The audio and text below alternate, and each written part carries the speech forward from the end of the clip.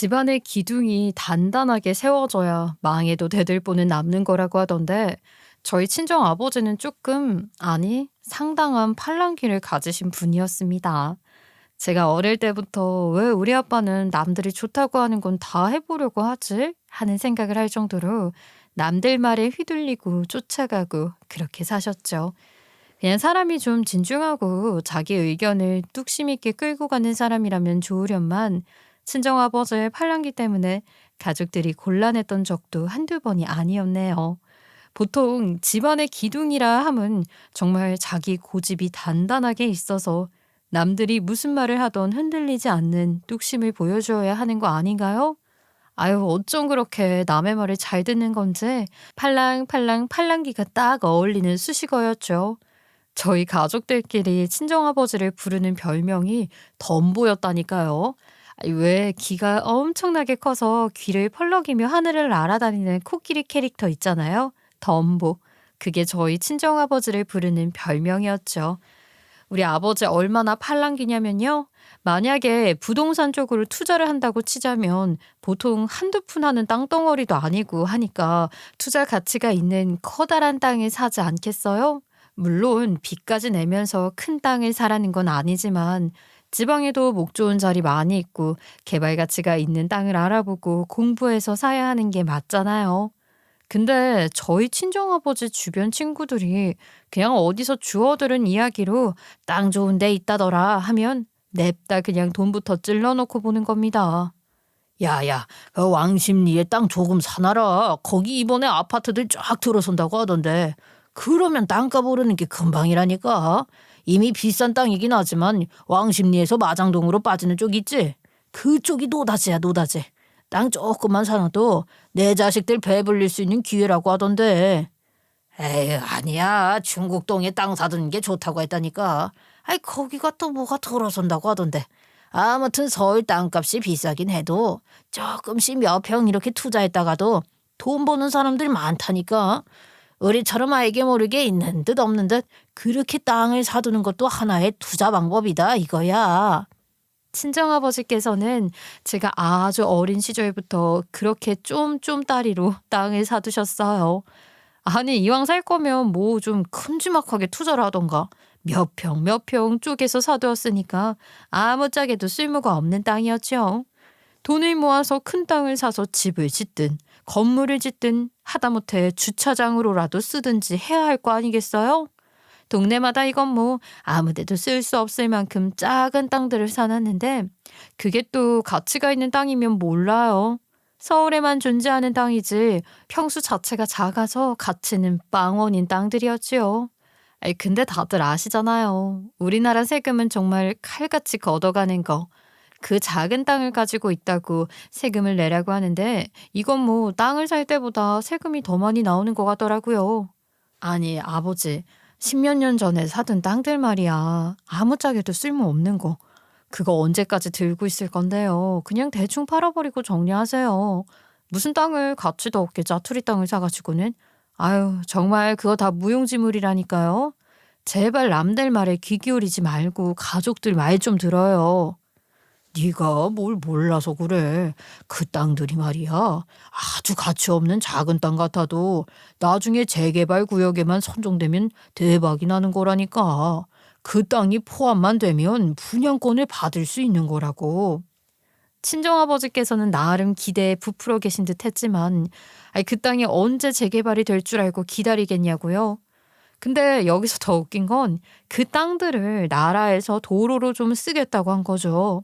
저희가 가지고 있는 그 짜투리 땅에 도로가 들어서야 한다고 홀라당 가져가 버렸어요. 뭐 따지고 보면 세금을 면제받는 대신에 저희가 나라에 빌려준 셈이긴 한데 그 땅을 나라에 팔아치우는 것보단 나중을 생각해서 대여를 하는 게 낫다고 생각을 하셨나 봐요. 사실 나라에서 가져간다고 보상을 해줘봐야 얼마 안 되긴 하거든요. 공시가로 따지니까요. 아빠가 가지고 있는 그 땅 나중에 재개발되려면 내 아들의 아들까지 가야 하는 거 아니에요? 아유, 내가 정말 답답해서. 아빠가 팔 생각이 없다고 하니까 뭐라고 더 말은 못하겠지만 아무리 생각해도 들고 있는 게 더 손해 같단 말이죠. 너무 허황된 꿈을 가지고 돈을 땅에다가 버린 건지. 에이, 내가 그 이후에 짜투리 땅에는 투자 안 하는 거 몰라서 그러냐. 내가 나중에 아주 크게 한 방 보여줄 테니까 걱정 말라니까. 그 땅은 그냥 팔 생각도 없고 말이야. 도로로 쓰는 땅을 누가 사가겠어. 나라에서나 군침 흘리겠지. 그냥 냅둬봐. 아들의 아들이라도 재개발 될 때 얻어 걸릴 줄 누가 아냐. 그럼 증조 할아버지가 해준 집이다 하고 고맙게 생각하고 살겠지. 이게 아주 빙산의 일각이랍니다. 어쩔 수 없이 그렇게 가지고 있는 짜투리 땅들이 좀 있었고 친정아버지의 팔랑기 때문에 손해보는 일들도 꽤 있었어요. 아무튼 그게 제가 고등학생 때 일이었었는데 이제 제가 나이도 들고 하면서 세월이 무색하게도 흘러버렸죠. 친정아버지께서는 일선에서 자리를 물러나게 되셨고 친정어머니와 같이 노후를 보내면서 즐겁게 지내시고 계셨어요. 일선에서 물러나 월급이랄 게 들어오지 않으니까 돈을 펑펑 땅에 버리면서 좋다는 것들에 투자를 하기가 겁이 나시는 건지 뭔지 더 이상 투자에 목매달게 되지는 않으셨죠. 물론 뭐 성공한 투자가 있으니까 노후도 여유롭게 나름 서울 외곽에 집 하나 지어서 살고 계시긴 했지만 망한 투자가 좀 더 많다 보니까 이빨 빠진 호랑이처럼 조용히 친정어머니 말 잘 들으면서 살고 계셨었어요. 나이가 드니까 말이다. 역시 마누라 말 듣고 사는 게 최고더라니까. 마누라가 하라는 대로 마당에 잔디 뽑으면서 사는 게 낙이다 낙이야.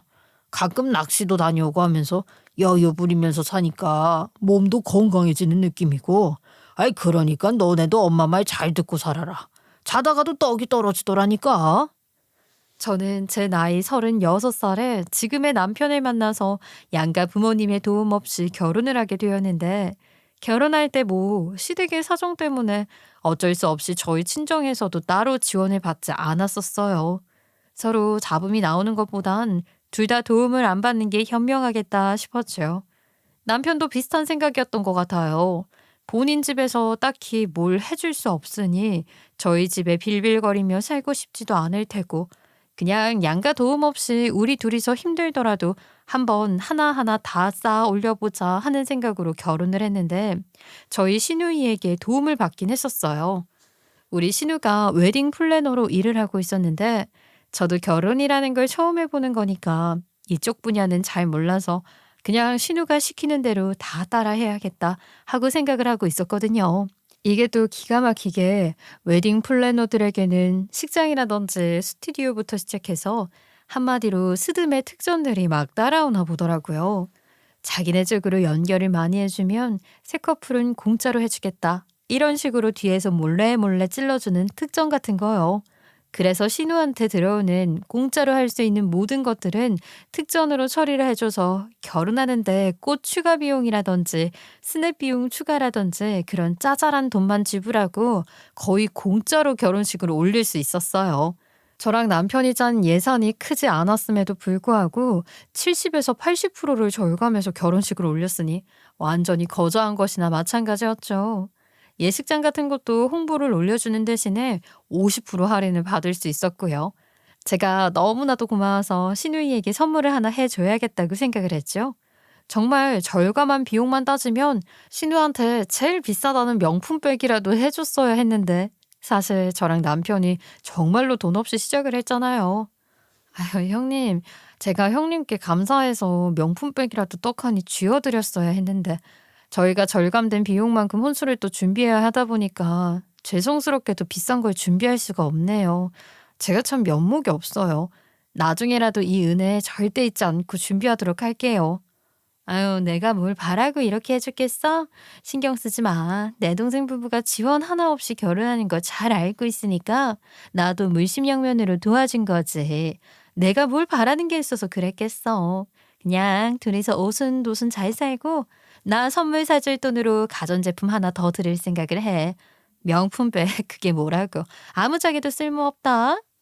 좋은 옷 한 벌이라도 해드리고 싶었는데 당장 저희 부부가 살 신혼집 구할 돈이 부족해서 월세방을 구해 사는 처지에 그럴 돈이 어디 있었겠어요. 고민을 하다가 소정의 감사 인사는 해야겠다 싶어서 백화점 상품권으로 50만 원을 해드렸죠. 사실 그 50만 원도 저희한테는 큰 돈이었지만 마음은 정말 500만 원짜리 선물을 해드리고 싶었어요. 그 마음이 전달이 된 것인지 신우는 그것도 고맙다고 받아주셨고 저는 신우랑 마음을 터놓고 정말 친자매처럼 잘 지낼 수 있었어요. 저희 남편이 또 신우 말이라면 껌뻑 죽는 사람이거든요. 어릴 때 신우한테 목숨을 빚진 적이 있다고 말을 해줬었어요. 우리 누나랑 잘 지내는 거 보면 참 기분이 좋고 마음이 놓인다. 내가 어릴 때 자전거를 타고 신나게 달리다가 교통사고가 날 뻔했었는데 우리 누나가 막아준 덕분에 목숨을 구할 수 있었어. 그때는 뭐 지금처럼 아파트 단지 내에 차가 못 다니던 시절도 아니었고 아파트 지상 주차장이 존재할 때였으니까 차들이 엄청 쌩쌩 다녔었거든. 아이고 내가 오버를 하는 걸지도 모르겠지만 누나가 몸을 날려서 나를 보호해준 덕분에 살았다고 생각해. 누나가 그때 다리가 댕강 부러졌었거든. 그때 이야기를 몇 번이나 들어서 너무나도 잘 알고 있었지만 남편은 항상 신우 이야기를 할 때마다 가슴속에서 벅차오르는 감동을 느끼는 듯 했죠. 아무튼 누구보다 각별한 사이고 마음에 빚이 있는데 저까지 이렇게 도움을 받았으니 신우가 정말 천사처럼 보이더라고요.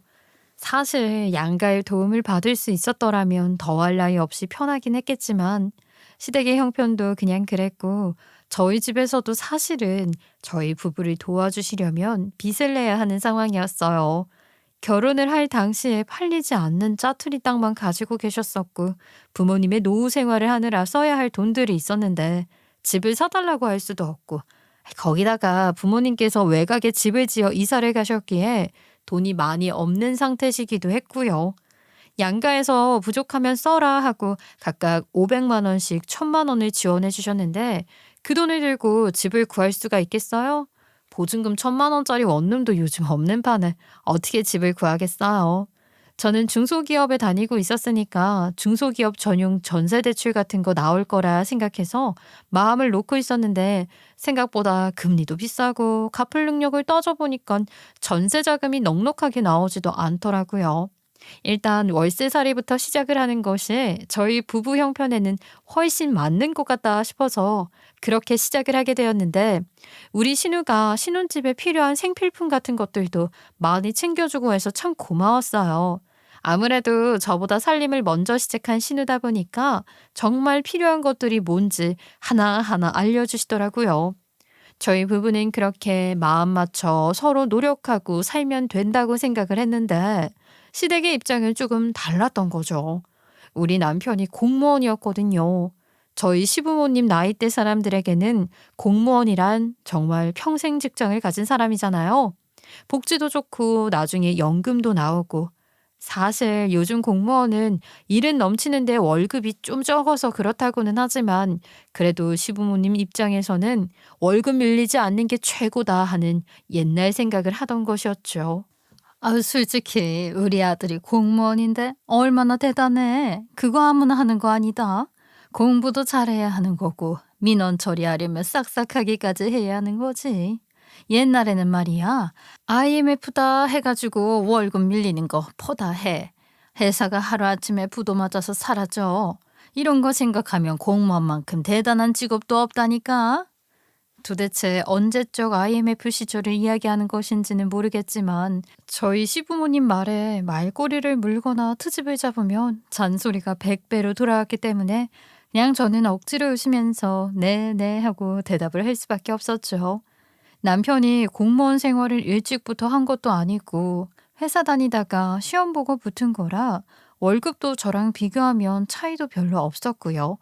시부모님이 워낙 자기 고집이 세고 잔소리가 심한 사람이다 보니까 우린 신우고 남편이고 시댁 가는 걸 별로 안 좋아하긴 했어요. 입만 열면 다 살이 되고 피가 되는 소리라면서 잔소리를 하셨으니까요. 이거 말이다. 너네 시아버지가 잡아온 붕어로 만든 붕어즙이다. 조금 비린 맛이 있긴 한데 원래 몸에 좋은 건 맛없는 거 알지? 남자한테 좋은 거라니까 우리 아들 얼른 쭉 들이켜. 이거 먹으면 아주 불로장생을 한다나 뭐라나. 건강해지라고 주는 거니까 한 방울도 남기지 말고 지금 다 먹어. 옆에 있기만 해도 역한 냄새가 나는 붕어즙을 주는데 그것도 저는 여자라서 안 주고 남편만 주시더라고요. 속으로 먹기 싫었는데 너무 잘 됐다 하고 생각을 했지만 우리 남편은 시어머니한테 안 먹겠다고 말도 못하고 헛구역질하면서 힘들게 먹더라고요. 엄청나게 흙냄새가 나고 비려서 죽는 줄 알았다고 눈물까지 글썽이는데 그게 얼마나 웃기던지. 그러고는 한동안 시댁에 안 가더라고요. 또 붕어 좀 먹으라고 할까 봐 미리미리 피하는 거죠. 아무튼 우리 시어머니는 그렇게 아들이 공무원이라는 부심이 있어서 그런 건지 뭔지 좋다는 게 들어오면 무조건 아들 입에만 넣어주셨고요. 저에게는 항상 모양 빠지는 며느리라고 말을 하곤 했었어요. 솔직히 말해서 말이다. 우리 아들이 공무원인데 선자리 좋은 거 하나 안 들어왔겠어? 우리 나이 때 사람들에게 공무원이란 신의 직장이었지. 우리 아들이 좋다고 하도 난리를 치니까 내가 그냥 울며 겨자 먹기로 넘어간 거지. 솔직히 대기업 며느리도 아니고 어디 이름도 없는 중소기업 다니는 며느리가 눈에 차겠어? 아니 엄마, 그게 무슨 소리야. 올케 앞에서 할 말이 있고 못할 말이 있지. 누가 요즘 그렇게 공무원을 신의 직장이라고 말을 한다고 그래. 요즘은 더 복지 좋고 월급 잘 나오는 회사가 얼마나 많은데 공무원 그거 나란 일 한다는 감투만 썼지 월급도 박봉이고 힘들긴 엄청 힘들잖아. 얘는 누구 편이야? 그래도 하겠다는 사람들이 줄을 서는 게 공무원이다. 이게 뭐 아무나 하는 일이니? 똑똑해야지 할 수 있는 거잖아. 공부하는데 몇 년이나 걸리는 사람들도 있다고 하더구먼. 너는 네 동생이 공무원인 게 자랑스럽지도 않냐? 솔직히 같은 공무원을 만났으면 몰라. 어디 모양 빠지게. 요새 누가 그렇게 며느리 드잡이를 한다고 그러는 거야. 아우 시골 사람인 거 팍팍하게 앞뒤 꽉 막힌 사람인 거 티 내지 마세요. 엄마가 그러다가 아들 인생 망치는 수가 있다니까. 얘는 내가 뭘 했다고 아들 인생을 망쳐. 그리고 내가 내 며느리한테 찬소리 좀 하겠다는데 서운한 거 말 좀 하겠다는데 너는 내 딸이 되어서 내 편은 들어주지 못할 망정 어디 며느리 편을 들고 앉아 있어. 내가 이래서 아들 하나 바라보고 사는 거다. 쟤라고 지 와이프 편 안 들까 봐? 엄마, 내가 웨딩 플래너야. 내가 결혼시킨 커플들 중에서 시댁이 간섭하고 잔소리해서 헤어지는 부부들이 얼마나 많은 줄 알아요? 착착해요. 우리 올케나 되니까 참는 거지. 엄마는 나중에 올케한테 고마워하면서 살게 될걸. 그렇게 시어머니가 저에게 트집이라도 잡으려고 하면 제 편을 들어주는데 얼마나 감사한 마음이 들던지요. 항상 시댁에 가면 내 편이 없겠지 했다가도 신우만 등장을 하면 마음이 든든해졌다니까요.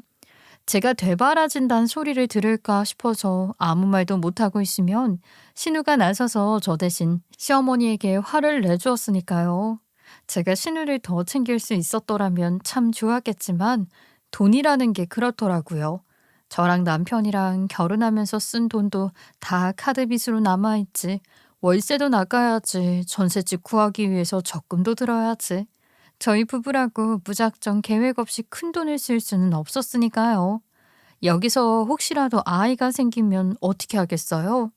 허리띠를 더 졸라매고 살아야 하는 건데 신우한테 제가 할 수 있는 것이라고는 자잘한 성의 표시뿐이었어요. 그래도 우리 신우 단 한 번도 저에게 비아냥거림 없이 매년 그 작은 선물들을 고맙게 받아주어서 제 마음이 더 감사함을 느꼈죠. 근데 내가 말이 나와서 물어보는 건데 우리 며느리 결혼할 때 내 딸이 그렇게 뭐 심양면으로 도와줬는데 어디 뭐 비싼 선물이라도 해주긴 했어?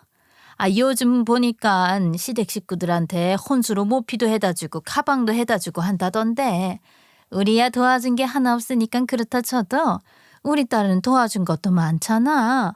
결혼도 공짜로 한 것이나 다름없고 받아간 게 그렇게나 많으면 우리 딸한테 뭐라도 해줘야 하는 거 아니냐? 아우 진짜 엄마 TV 드라마에 나오는 못된 시어머니가 할 법한 말은 다 하시네. 아니 내가 받을 게 뭐가 있어. 서로 돕고 사는 거지. 어차피 공짜로 남들한테 뿌려야 하는 특전인데 그걸 내 동생한테 주는 게 무슨 대단한 거라고. 내 동생이 안 받아갔으면 모르는 커플들이 받아갔을 혜택이야. 그리고 너는 왜 말이 한마디도 없니? 입이 없어? 내 동생이라지만 참 답답하다. 올케가 저렇게 아무 소리도 못하고 있는데 네가 나서서 편이라도 들어줘야 할 거 아니야. 아니 뭐 엄마가 말하는데 끊는 것도 좀 그렇고 나도 내가 말하려고 했어. 누나가 먼저 끼어들어서 말을 하니까 내가 아무 소리도 못하고 있었던 거지. 내 핑계는 네가 아무 말도 안 하고 매번 어물쩍거리니까 내가 나서서 말하는 거 아니겠어? 네가 말려야 하는 입장인데 어떻게 된 게 내가 옳게 남편도 아니고 하나하나 대변을 다 해주고 있냐 말이야. 내가 뭐 하나 챙겨봤자고 그랬겠어? 내 동생 결혼이니까 도와준 거지. 다들 올케한테 그만 뭐라고 하고 밥이나 먹어요. 아유, 국 다 식겠네. 그렇게 말을 끊어주고 내칠 수 있는 건 다 내쳐주시는데 제가 어찌 신우를 사랑하지 않고 배길 수 있겠어요? 진짜 우리 신우 아니었으면 시댁에 말 한마디 할 생각 없는 남편놈이랑은 징직에 갈라섰을지도 모르죠. 근데 왜 안 갈라섰냐고요? 그러게요. 제가 왜 남편이랑 평생 함께 살 약속을 하고 결혼을 했겠어요. 사랑하는 마음이 컸으니까 했죠. 사랑하는 마음 그게 뭐라고. 남편의 저런 못 믿어온 행동들을 제가 고쳐가면서 살 수 있지 않을까 하는 멍청한 생각을 했을까요? 사람 고쳐 쓰는 거 아니라는 옛 어르신들의 말이 있었는데 저는 왜 옛 어르신들의 지혜를 몰랐을까요? 시간이 흐르고 흘러서 남편이랑 결혼한 지 3년이 지났을 때 저희 부부는 아들을 하나 떡하니 낳고 애 키우느라 열심히 노력하며 살고 있었어요. 그냥 꾸준히 열심히 살면 언젠가는 우리 부부에게도 좋은 기회가 찾아오지 않을까 하는 희망을 가지면서 남편은 남편대로 저는 저대로 일을 하며 저축을 하고 아이를 키우고 있었죠. 그런데 우리 친정에서 아주 좋은 소식을 전해주셨어요. 친정 아버지께서 가지고 있었던 그 쓸모없는 짜투리 땅 말이죠. 아주 대단한 폭풍을 일으키게 된 것입니다. 바로 아들의 아들까지 가야 할 줄 알았던 재건축 소식이 들려오게 된 것이었어요. 딸아, 내가 가지고 있던 그 쓸모없다고 욕이나 한 사발 먹었던 그 땅 있지? 그게 드디어 그 구역이 재개발이 들어간다고 하지 뭐냐. 내가 언젠가는 이렇게 될 줄 알았지. 내가 뭐 친구들 말만 듣는다고 그렇게 구박을 하더니만 그 땅이 완전 금싸라기 분양권을 들고 왔지 뭐냐. 친정아버지께서 가지고 있던 땅이 재개발 구역에 포함이 되면서 분양권을 받을 수 있다고 하더라고요. 이쪽에서 조금 저쪽에 조금 그렇게 가치없는 땅이었던 것이 모두 포함이 되면서 분양권을 무려 2개나 받을 수 있다는 이야기를 듣고서는 저는 환호성을 질렀어요. 이거야말로 자다가도 떡이 생기는 상황이 된 거 아니겠어요? 그 땅이 이런 식으로도 도움이 되는구나 싶었죠. 근데 글쎄 서울이니까 이게 분양권을 받으면 무조건 살아야 하더라고요. 부동산 투기 시장이 과열되면서 법적인 제재가 걸리게 되었으니 바로 대팔 수가 없잖아요. 그래서 고민이 좀 되긴 했지요. 부모님께서도 이미 외곽에 집을 지어서 살고 계셨으니까 말이에요. 분양권이 무려 2개인데 이걸 다 사는 것도 돈이 만만치 않고 물론 투자 가치는 어마어마하게 있으니까 고민이 좀 되긴 하더라고요. 이게 연수만 지나면 팔 수 있으니까 어찌됐든 이득이다 싶었어요. 위치도 좋게 역세권이기도 하고 브랜드 아파트가 들어오기도 하고 남편이랑 저랑 모은 돈에다가 대출 받아서 하면 어떻게든 되겠다 싶었지만 불어나는 이자가 또 부담이 되긴 했어요. 집이 완공이 되고 입주까지는 지금으로부터 또 몇 년이 걸리니까 충분히 가능할 거라고 생각을 하면서 지금도 허리띠 졸라매고 사는데 앞으로는 얼마나 더 졸라매고 살아야 하나 고민이 하루에도 수십 개씩 쌓여갔죠. 그런데 진짜 말도 안 되는 일이 벌어지게 되더라고요. 한창 유행을 했던 코인 있잖아요. 코인이라는 게 지금처럼 값이 비싸기 전에 별 생각 없이 개당 100만 원 정도 할 때 투자를 해놨었거든요. 우리 친정아버지가 또 팔랑귀잖아요. 내 친구들이 그러는데 무슨 은행에서도 코인을 발행하고 어쩌고 하더라. 그게 뭔지는 잘 모르겠지만 주식이랑 비슷한 거를 투자하는 거라고 하던데 이건 또 계속 발행이 되는 게 아니라 한정적인 거라 투자 가치가 있다고 하더라고. 여유 돈이 있으면 무조건 사놓으라고 하던데 이런 고급 정보를 나만 알고 있기는 좀 그렇지 않냐. 너희도 사회생활하고 있으니 돈 되면 좀 넣어놔봐. 이거 잘 되면 나중에 아빠한테 한턱 쏴야 한다. 가격이라는 게 크게 나쁜 것 같지도 않고 사실 잘 될지 안 될지 모르는 거지만 친정아버지께서 무조건 해야 하는 거라고 말을 하시니까 그 정도는 뭐 주식도 하는데 괜찮지 않을까 싶어서 거의 1,000만 원어치를 사뒀었는데 이게 갑자기 쑥쑥 오르기 시작하더니만 개당 7천에서 8천까지 찍었다는 게 아니겠어요?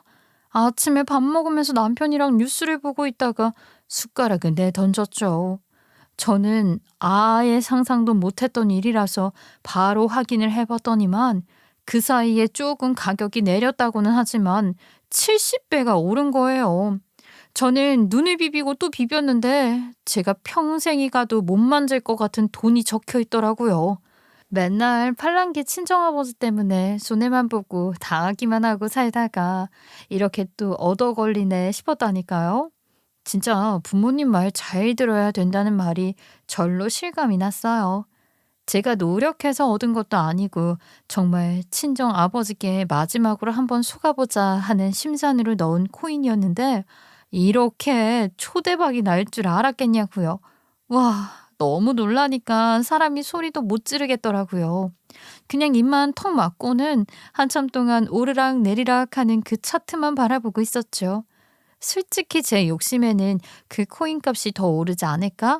솔직히 기대를 하긴 했지만 인터넷 주식왕들이 그랬거든요. 조금만 더 하다가 휴지 조각 되는 거라고 저는 이때다 싶었고 지금도 충분하다 싶어서 냅다 그냥 정리를 하기 시작했어요. 그때 더 떨어지지 않고 그 정도 선에서 오르락내리락 하고 있어서 천천히 정리를 다 했고 이 돈으로 잔금 처리하면 되겠다 싶더라고요. 사람이 운이 풀리려고 하니까 한순간에 모든 골칫덩어리들이 한 번에 정리가 되는데 남편이랑 저랑은 평생이 가도 벌지 못할 수 있는 금액에 환호성을 실컷 내질렀습니다. 아유, 나는 솔직히 이 코인 완전히 까먹고 있었어. 아빠도 별말 없었고 오르는지 내리는지 관심도 두지 않았는데 오늘 아침에 뉴스 안 봤으면 꿈에도 몰랐을 거 아니야. 진짜 장인어른께 감사해야겠다. 분양권도 그렇고 잔금 처리까지 전부 다 장인어른 말 듣고 투자했다가 잘 된 거 아니야. 와, 인생이 술술 풀리려니까 이런 것까지 도와주네. 짜투리 땅으로 얻게 된 분양권이 2개라서 하나를 포기할까 싶었는데 충분히 가능하겠더라고요. 한 번에 처리하는 게 아니라 나눠서 잔금 처리를 하니까 코인으로 번 돈으로 1차 잔금을 치르고 나머지는 그 사이에 또 대출을 받아도 되는 거고 하잖아요. 일단 집이야 위치도 좋은 곳에 있고 아파트 브랜드 값이 있으니까 무조건 가격이 오를 것 같은데 뭐가 됐든 들고 있는 게 이득이다 싶은 생각이 들었어요. 그렇게 저랑 남편은 열심히 돈을 벌면서 잔금 준비도 하고 아이도 키우고 간간히 시댁도 찾아가고 신우네랑은 여전히 잘 지내면서 그렇게 지냈어요. 시댁에 찾아가서 코인 이야기는 하지 않았지만 분양권 이야기를 슬쩍 꺼냈는데 시어머니가 바로 아들 칭찬부터 하시더라고요. 우리 아들이 복을 가지고 오는 아이라니까. 솔직히 그 짜투리 땅이 얼마나 속을 썩였니. 우리 아들 기운받아서 재개발도 된 게 틀림없다. 그나저나 브랜드 신축 아파트라니 너무나도 부럽구나. 분양권이 2개라 하지 않았니? 우리도 지금 살고 있는 집이 낡아서 리모델링을 할까 팔고 이사를 갈까 고민 중이었는데. 제 분양권도 아니고 친정아버지 몫인데요 뭐. 아버지께서 알아서 처리하시지 않을까 싶어서 저는 그냥 나머지 집 하나는 손 떼려고요. 사실 그 분양권 2개 다 저에게 주시겠다고 했지만 딱 봐도 시부모님이 살고 싶다는 의사를 내비친 것 같아서 저는 선을 그어버렸죠. 잔소리가 저리 심한 시부모님이랑 같은 단체에서 어떻게 살겠어요? 저희 아버지께서 투자하신 땅인데 아들 덕분에 재개발됐다고 말하는 것부터가 질리게 만드는 포인트였죠. 아무튼 그 이후로도 3년이라는 시간이 지나고 드디어 기다리고 기다리던 새로운 집에 입주를 하게 되었어요. 새 집에 들어가니까 진짜 너무 좋더라고요. 내부 인테리어도 그렇고 구조가 빠진 것도 그렇고 초품화라고 해서 초등학교도 품고 있는 단지여서 집값은 분양가에 비교할 수 없게 뛰어버렸죠. 정말 든든하더라니까요. 은행에 적금을 붓고 있는 것보다 훨씬 더 든든했어요. 정말 네 아버지가 한 건 했지 뭐냐? 너희 부부 결혼할 때 지원도 못 해줬는데 이렇게라도 해줄 수 있으니 얼마나 다행이야. 그동안은 우리가 해준 게 너무 없어서 사위 보기에 눈치도 보이고 그랬는데 아파트 분양권이라니 얼마나 좋니? 새 아파트니까 오래오래 지낼 수도 있고 너희 시댁에서도 면이 좀 살겠다 얘. 당연히 저는 신이 나서 입주 후에 시댁에다가도 자랑하듯이 말을 했죠.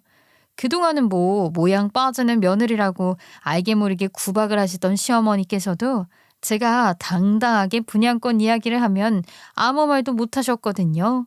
집 명의도 제 이름으로 되어 있는데 어디 숟가락을 얹을 수 있겠어요. 아니, 우리 부모님이 쓸모없는 땅 가지고 있는 줄 알았더니만 이렇게 떡하니 분양권 지원해 주실 줄 몰랐죠. 이래서 부동산 투자라는 게 대박일 수도 있고 쪽박일 수도 있다는 건가 봐요. 얘는 1절만 하면 됐지 2절, 3절까지 하네. 집을 사주는 것도 아니고 분양권 떨렁 준 거 가지고 생색도 아주 오지게 낸다. 그거 뭐 시기만 잘 맞으면 땅 없이도 추첨해서 가져갈 수 있는 거 아니니? 그냥 운빨 몇 개 맞은 거 가지고 생색은 아주. 잘된 일에 왜 초를 치고 그래. 엄마는 그런 분양권도 안 해줘놓고 올케를 왜 자꾸 잡아? 몇 년이 지났는데도 아직도 올케한테 잔소리만 하지? 엄마 그러다가 노후에 엄마 돌봐줄 사람 하나도 없어요. 나중에 외롭다고 하지 말고 지금부터 잘해. 참나. 그래 뭐 쟤네 집에서 해온 분양권이니까 내가 말을 아낀다. 너네만 비싼 아파트 들어가 살게 돼서 좋겠다. 어디 나중에 집들이나 한번 해라. 집들이 하라고 했으니까 집에 초대 한번 해드렸죠. 저희 부부도 집자랑 한번 시원하게 하고 싶긴 했거든요. 먼저 도착해서 구경을 하던 신우가 집 너무 좋다고 막 부러워하더라고요. 어머, 나도 이런 아파트에서 살아봤으면 좋겠다. 내부도 너무 잘 빠졌고 부엌이 넓은 게 참 마음에 드네. 안방이랑 작은 방 크기 차이가 크지 않은 것도 좋다. 예전 집들은 안방만 넓게 빠졌지 다른 방들은 작아서 좀 그랬는데 지금 아파트들은 적당히 비슷하게들 해놓네. 근데 사람이 또 그렇잖아요. 제가 그동안 신우한테 받은 것들이 있는데 하는 생각이 들더라고요. 집이 두 채나 생겼는데 여기 살아보고 싶다는 신우한테 한 채 못 내어주겠냐? 하는 마음이 들었어요. 물론 집이라는 게 한두 푼 하는 것도 아니고 그냥 턱 주면서 살아보세요 하고 내어줄 수 있는 건 아니라 하지만 제가 워낙 신우랑 돈독하게 지내고 있었으니까요. 남편에게는 따로 말을 안 하고 신우한테 슬쩍 말을 했어요. 형님, 옆동에 분양받은 아파트 한 채 더 있잖아요.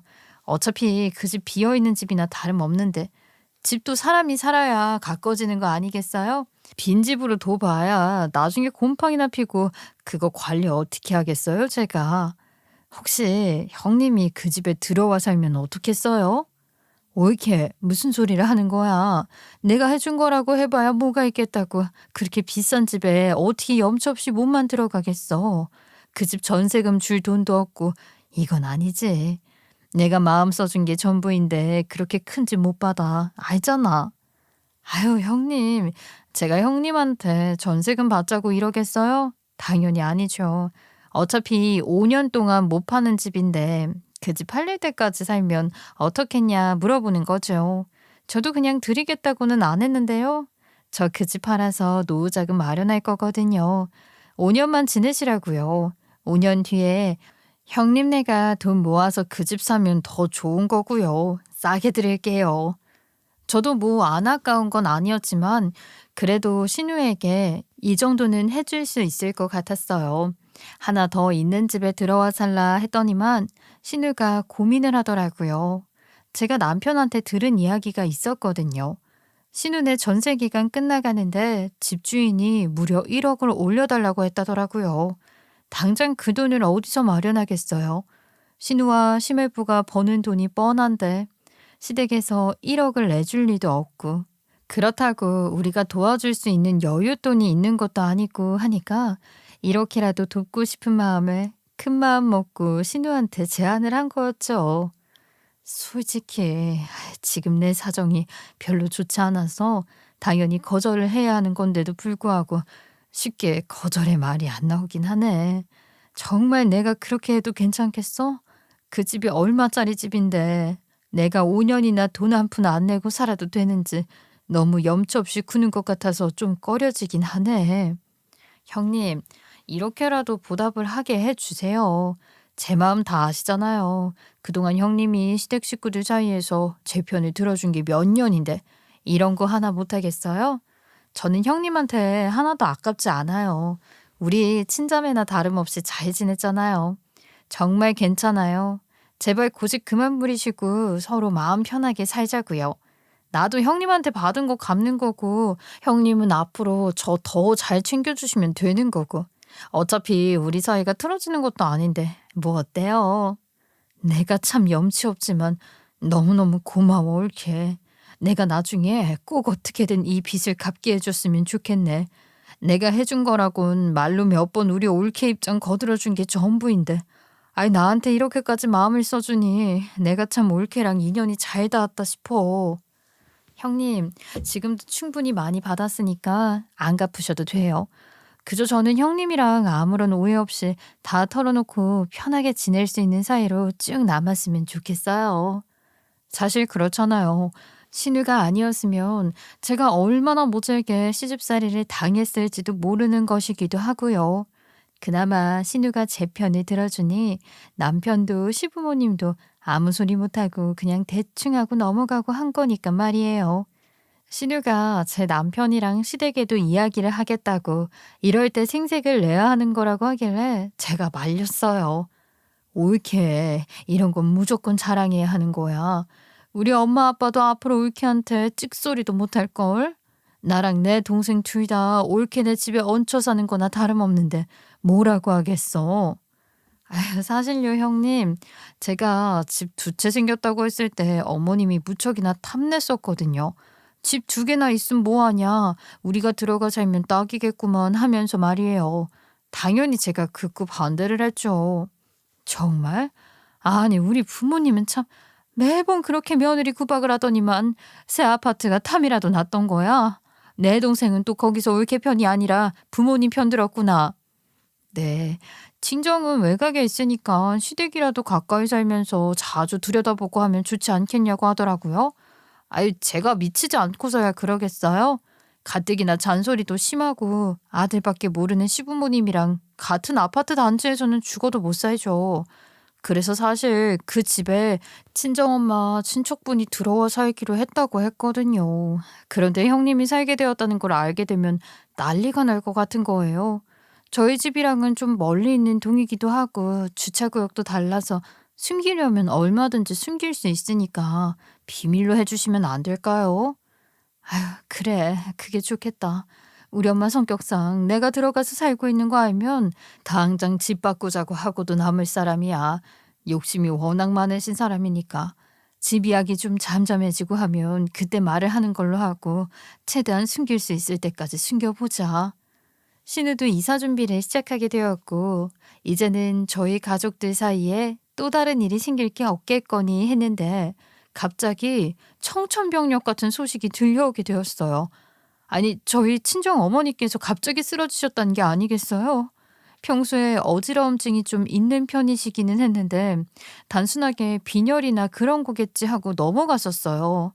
워낙 나이가 들면 철분도 부족하고 하니까 빈혈이 자주 찾아온다고 하잖아요.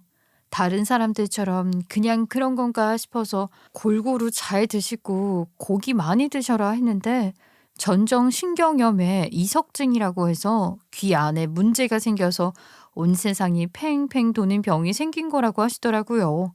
살다 살다 귀 안에 돌이 움직이는 병이 있다는 건 처음 알았지 뭐냐. 아니, 대충 약 먹고 치료받으면 낫겠지 했는데 증상이 심해도 너무 심해서 온 지구가 팽팽 돈다고 걷지도 못하더라. 그래서 지금 일단 병원에 입원시켜둔 상태야. 저랑 남편이 소식을 듣고 헐레벌떡 병원으로 갔어요. 그때가 목요일 밤이었거든요.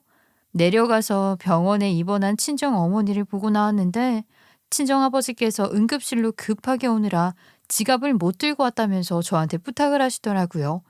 근데 저도 남편 차 타고 소식 듣자마자 바로 온 거라 지갑을 안 들고 왔었어요.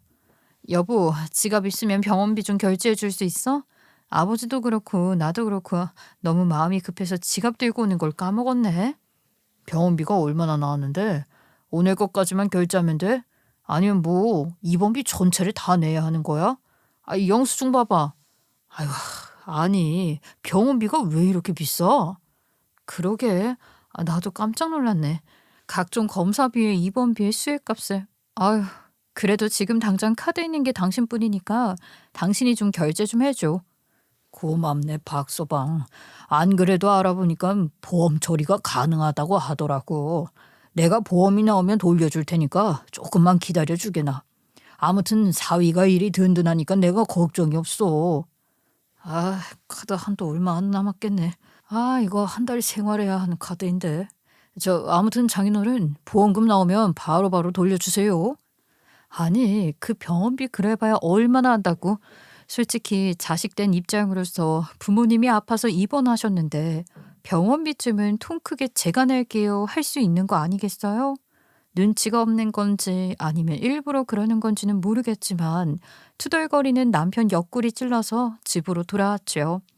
병원이 아무리 서울 근교라고 하긴 하지만 그래도 외곽 쪽이라서 거리가 꽤 있었어요. 다음날 저녁에 퇴근을 한 남편에게 친정어머니 병문안을 가서 주말 내내 있겠다고 좀 데려다 달라고 말을 했죠. 당신은 나 내려주고 바로 와. 엄마 병간호 하는데 아빠가 힘들어하시는 것 같아서 주말에는 내가 간호하려고. 같이 있어 달라는 것도 아니고 나 혼자 있을 테니까 데려다 주기만 해줘. 아니 어제 갔으면 됐지. 사람 또 운전시키려고. 장모님 뭐 심각한 거 아니라며. 그거 그냥 치료 몇 번 하고 약만 먹으면 낫는 거라고 하지 않았어? 주말 내내 무슨 병원에 있겠다고 그래. 그럼 뭐 주말 내내 나는 집에 혼자 있어? 그래도 자식인데 내가 가서 병수발 들어야지. 엄마 움직이지도 못하는데 아빠가 어떻게 병수발을 내내 들고 있겠어. 우리 아빠도 이제 늙었는데 피곤하시겠지. 이번 주말만 내가 있으려고. 진짜 답답하다. 그럼 버스라도 예매를 하지 그랬어. 기차는 없어? 아니 수도권 병원이라 지하철 타고도 충분히 갈 수 있을 것 같은데 굳이 나보고 데려다 달라는 이유가 뭐야? 지하철역 근처에 없는 거 봤잖아. 거기가 부지가 큰 병원이라 하지만 대중교통으로 가기 어려운 동네인 거 뻔히 알면서 빨리 운전이나 해. 제가 빨리 가자고 재촉을 하니까 남편도 포기하고 운전하더라고요. 시내에서 빠지기 전에 은행이 보이길래 제가 남편에게 잠깐만 하고 은행에 들어가서 현금 50만 원을 인출했어요. 병원비는 남편이 내긴 했지만 간병인이 필요할 수도 있고 또 다른 검사를 해야 할 수도 있으니까 겸사겸사 드려야겠다 싶어서 돈을 뽑아온 것이었죠. 남편의 차를 타고 한참 가고 있는데 빠르게 가기 위해서 고속도로에 들어서더라고요. 근데 남편도 피곤한지 잠을 깨려고 계속 저에게 말을 걸더라고요. 맞다. 아까 은행은 왜 간 거야? 한참이 걸려도 안 나오길래 뭐 하나 했더니 뭐 공과금이라도 내고 왔어? 보니까 관리비 내라고 집에 우편 날아왔던데. 병원에서 또 다른 검사를 더 할지도 모르고 간병인 필요할지도 모르니까 한 50만 원 인출했어. 아버지 통해서 드리려고. 그 말이 끝나기가 무섭게 남편이 아무 말 하지 않고 있다가 갑자기 위험하게 갓길에 차를 세우는 게 아니겠어요? 빠른 길로 가겠다고 고속도로까지 들어서 놓고 갑자기 갓길에 차를 세우니까 깜짝 놀랐죠. 아무리 갓길이라고는 하지만 위험하잖아요. 당신 지금 뭐 하는 거야? 갓길에 이렇게 차 세워뒀다가 사고라도 나면 어쩌려고? 얼른 가자. 지금도 늦었는데 언제 다시 집에 돌아오려고. 병원이고 나발이고 지금 내 기분으로는 여기서 한 발자국도 못 움직이겠어. 그러니까 그냥 내려. 내가 아무리 생각해도 이건 아닌 것 같으니까 일단 차에서 내려. 뭐? 갑자기 그게 무슨 소리야? 차에서 내리라니 위험하게. 이런 데서 부주의하게 굴다가 사고 나는 거 몰라서 그래? 야, 내가 병원비까지 카드로 긁어서 내줬는데 용돈까지 뽑아? 너 미쳤냐? 아니 우리 잔금 치르고 모아둔 돈 하나 없이 지금 저축을 해야 노후 준비도 하고 그럴 텐데 애 이제 학원비 걱정해야 하는데 50만 원? 야 우리 부모님한테도 그렇게 안 드렸잖아. 너 우리 누나가 공짜로 결혼시켜준 거나 다름없이 해줬을 때도 상품권 50 주지 않았냐? 니네 집이라고 돈 너무 펑펑 쓰는 거 아니냐? 지금 고작 그런 이유로 여기서 내리라고 차를 세운 게 말이나 돼? 나 참 어이가 없어서. 아니, 병원 근처까지 간 것도 아니고 고속도로에서 빠져나온 것도 아니고 이렇게 고속도로 한복판 갓길은 너무한 거 아니야? 사고라도 나라고. 너 진짜 해도 해도 너무한다. 우리 누나한테 고맙다고 준 돈이랑 너네 엄마 아프다고 쓰라고 준 돈이 같은 건 진짜 말하기도 입 아프다. 제가 남편의 말에 부들부들 떨고 있는데 남편 놈이 친히 자동차 차문 잠금 버튼까지 열어버리더라고요. 그게 무슨 소리겠어요. 제 발로 걸어 나가라 이 말이겠죠. 더 말하기 입 아프니까 이쯤에서 그냥 내려. 네가 내릴 때까지는 절대로 차 안 움직일 거야. 지금 여기서 택시라도 부르던가. 와, 마누라를 고속도로 한복판에 버리다니. 이거 진짜 미친놈 아니야? 아, 그래. 형님 이사 간 건 알지? 아, 모르려나? 형님이 나한테만 말해주고 아무한테도 말 안 하기로 했으니까. 뭐? 우리 누나가 이사 갔다고? 아, 이사 간다는 소리 없었는데 원래 살던 그 집주인이 1억 올려달래서 집 알아보는 것 같긴 했는데. 아이 근데 나도 모르는 걸 네가 어떻게 알아? 그리고 갑자기 누나 이사 얘기는 왜 나오냐? 왜 몰라? 내가 생색내기 싫어서 그동안 입 다물고 있었는데 형님 집 내가 해준 집이거든. 우리 단지에 있는 남은 그 아파트 형님이 원래 살던 집 전세금 1억 올려달래서 이사해야 한다고 해서 너 마음 아파했잖아. 내가 가진 새 집 전세라도 나서 1억 못 해주냐고. 내가 형님한테 그 집을 팔기 전까지는 그냥 살라고 줬어. 아파트 팔 수 있을 때까지 5년 남았으니까 그 기간 동안 살면서 돈 모아서 집을 사든 이사를 나가든 마음대로 하라고 말이야. 아니 그럼 지금 우리 누나가 우리 사는 아파트 단지에서 같이 살고 있다는 말이야? 아 이런 걸 왜 말을 안 했어? 아, 나는 몰랐지. 네 목숨 살려주고 내 편 하도 들어주고 해서 해드렸는데 고속도로에 날 버리고 가겠다고? 50만 원 우리 부모님한테 드리는 게 아까워서? 이 인간 말종 새끼야. 내가 사준 그 집 다시 가져가야겠다. 네가 어디 한번 형님한테 가서 잘 말해봐라. 마누라 고속도로에 버리고 가겠다고 해서 이혼당할 것 같다고. 그 집 이제 빼라고. 그 집을 우리 누나 살라고 줬다고? 아, 누나는 그런 소리 한마디도 없었는데. 아이 지금 이거 임기응변으로 나 속이는 건 아니고? 너네 부모님이 하도 탐내길래 내가 비밀로 해달라고 했어. 그렇게 못 믿겠으면 형님한테 전화 걸어서 물어보던가. 제 말이 끝나기가 무섭게 남편 놈이 갑자기 신우한테 전화 걸어서 이게 다 사실이야? 하고 물어보더라고요. 차에 블루투스가 연결되어 있어서 신우 목소리가 쩌렁쩌렁 울렸어요. 드디어 알았구나. 아유, 내가 얼마나 고맙던지. 내가 정말 올케한테 친 빚을 어떻게 갚아야 할지 모르겠어. 덕분에 나도 남편한테 자랑도 하고 우리 애들한테도 방 하나씩 떡하니 줄 수 있어서 행복하지 뭐야. 정말 내가 해준 것에 비해 너무 큰 것을 받아서 염치가 없다. 그러니까 네가 옆에서 잘해줘. 올케가 하자는 거 토달지 말고 고맙다고 꼭 전해주고. 신우이의 전화가 끊어지자마자 남편은 놀란 눈으로 저를 바라보더니만 그때부터 저한테 빌기 시작했어요. 아니 그렇게 좋은 일을 했으면서 왜 말을 안 했어? 그것도 모르고 내가 너무했다. 아니 내가 미친놈이다. 일단 내가 운전을 해야 하니까 자세한 이야기는 병원 도착해서 하자. 당신이 우리 누나를 그렇게 챙겨준 줄도 모르고 아유 내가 너무했어. 내가 바보 등신이야. 미안해 자기야. 갑자기 왜 말을 바뀌고 그래? 나보고 여기서 내리라며. 택시 부르던지 알아서 하라더니 형님 집 진짜 뺏을까 봐 이래? 아유 당신이 우리 가족을 이렇게 챙기는데 내가 그것도 모르고 경거망동하게 행동한 거지. 아 미안해. 내가 돈 50만 원에 쪼잔하게 굴어서 나도 대출금 갚는다고 허리 휘는데 당신이 저거에만 신경 쓰는 것 같아서 심통이 났어. 정말 미안해. 주말 내내 장모님 병간 후 내가 할게. 일단 병원으로 늦기 전에 가긴 가야 하니까 잠자코 있었죠. 병원 도착해서 남편을 흘겨보니까 찍소리도 못하고 제 눈치만 보고 있더라고요. 그래서 저도 한마디 했죠. 당신이 우리 엄마 병간호 한다고 했지? 설마 임기응변으로 아무 소리나 내뱉은 건 아닐 테니까 난 당신 믿고 있을게. 아버지 좀 챙겨드려야겠다. 병간호는 당신이 해. 아이, 내가 장인어른을 챙기는 게 낫지 않을까? 장모님도 그래도 여잔데 나보다는 딸이 돌보는 게. 뭐야? 그것도 나 속인 거야? 당신이 직접 하겠다며 나한테 잘못을 했으면 용서를 받아야지. 결국 남편 놈이 우리 친정어머니 화장실 가는 것부터 시작해서 약 먹는 시간 챙기는 거, 밥도 일일이 떠서 먹여주고 이부자리 봐주는 것, 밤에 목마르다 하면 물 떠다 주고 하는 것까지 다 직접 하더라고요. 옆에서 아주 48시간 내내 뼈 빠지게 병간호하더니만 저한테 얼른 50만 원 드리고 간병인 쓰시라 하더라고요. 친정아버지 혼자 이걸 어찌다 하냐고요. 병간호도 정말 사람 피 말리는 일이네.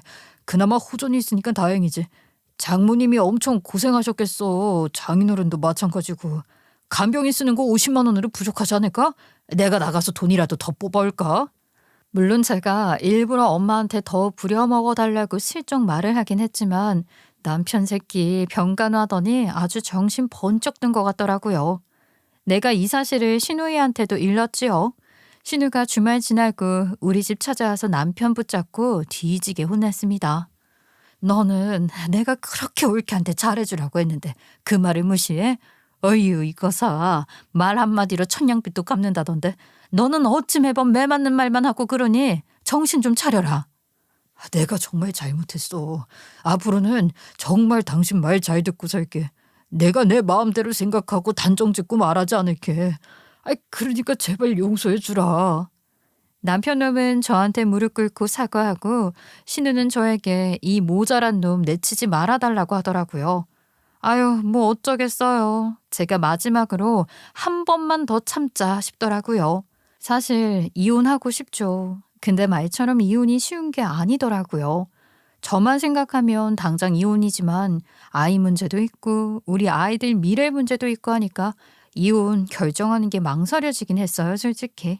그래서 저는 남편한테고 신우이한테고 한 번 더 이런 일이 있으면 바로 이혼이라고 했어요. 그 뒤로 남편은 뭐만 하면 제 눈치 보면서 살고 있죠. 좀 웃긴 게 시부모님이 저한테 잔소리하려고 치면 신우보다 먼저 남편이 나서서 막아주더라니까요. 지 누나 각별하게 생각하는 건 알아줘야 하는 거겠죠. 암튼 징직에 신우 보고 부탁할 걸 그랬나 싶기도 해요. 지금이야 일단은 용서해주고 어영부영 잘 살고 있지만 또 수틀리면 모르는 일이긴 하죠. 남편 놈이 제발 눈치 챙기면서 살기를 바랄 뿐입니다. 제 모자란 이야기를 어떻게 들어주셨는지 모르겠지만 많은 질책보다는 응원의 댓글 부탁드립니다. 다들 저처럼 이혼 못하고 사시는 분들 많으실 거라 생각해요. 참고 사는 거죠. 그럼 모든 분들을 저 또한 응원하겠습니다. 감사합니다.